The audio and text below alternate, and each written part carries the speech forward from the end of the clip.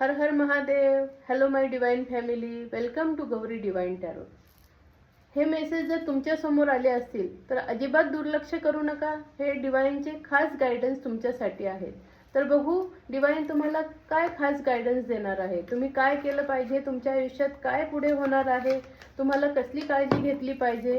तर हे डिवाइनचे गायडन्स दुर्लक्ष करू नका, तुमच्याच उपयोगी येणार आहे. तर बघू डिवाइनला काय तुम्हाला महत्त्वाचे गायडन्स द्यायचे. हर हर महादेव. जय मा काली. डिवाइन सांगते की तुमच्या आजूबाजूला असे काही लोक आहेत जे तुम्हाला तुमच्या कामापासून पुढे जाण्यापासून तुम्हाला मागे खेचतात. ते तुमच्या कामामध्ये काटेकुटे टाकतात. ते त्यांची ओळख आलेली आहे. मोठे डोळे, इटिंग पान तंबाखू असे जर कोण तुमच्या आजूबाजूला असेल, तुम्हाला त्यांच्यावर जर डाऊट येत असेल तर अशा लोकांपासून लांब राहा. डिवाइन सांगते की हे तुमच्या फॅमिलीमधलेच मेंबर आहेत, तर त्याच्यापासून थोडेसे सावध राहा. ते तुमच्यावर खूप जळतात, तुमच्या तरक्कीपासून जळतात.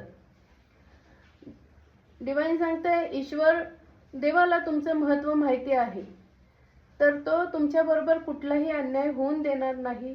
त्यामुळे जे होते ते शांततेत घ्या.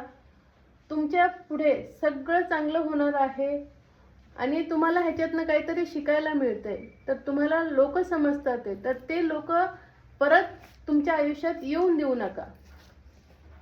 रेनिंग मनी, अपार धन की वर्षा. तुमच्या आयुष्यात खूप पैशाचा पाऊस पडणार आहे.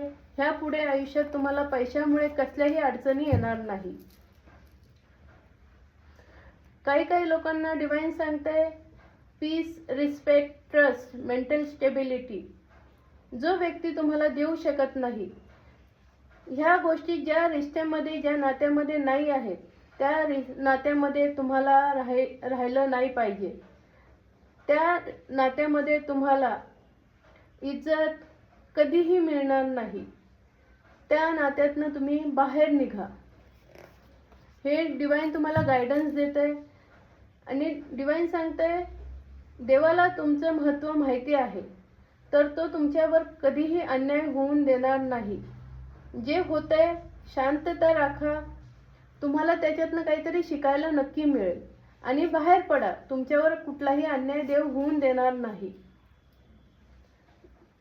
देवाने तुम्हाला खूप सारी शक्ती दिली आहेत, त्याला ओळखा आणि खोटारडे लोकांपासून लांब राहा.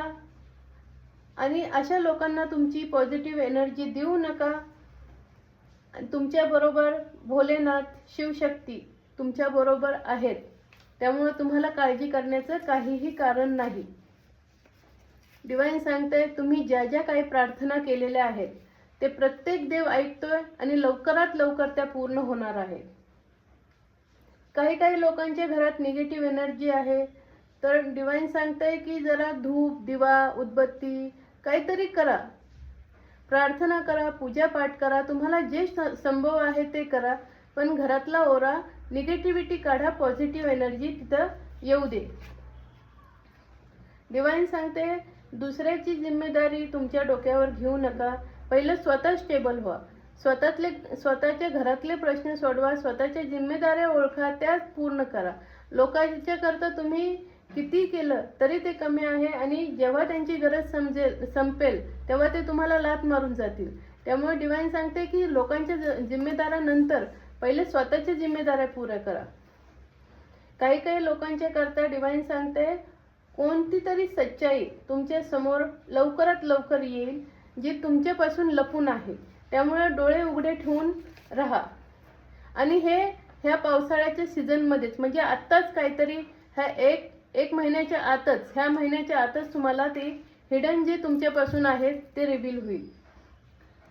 डिवाइन सांगते ज्या नात्यामध्ये रिस्पेक्ट, ट्रस्ट, मेंटल स्टेबिलिटी जो व्यक्ती तुम्हाला देऊ शकत नाही, त्या व्यक्तीकडनं अपेक्षा ठेवणं मूर्खता आहे.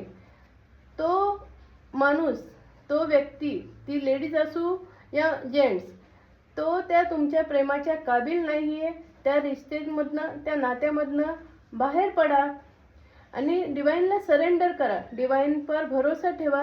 तुमच्या तुम्ही खरे आहात ना, तुम्हाला नक्कीच तुमच्या जसं प्रेम पाहिजे तसं डिवाइन तुम्हाला स्वतः आणून देईल. तुमच्या डोक्यावर देवाचा हात आहे.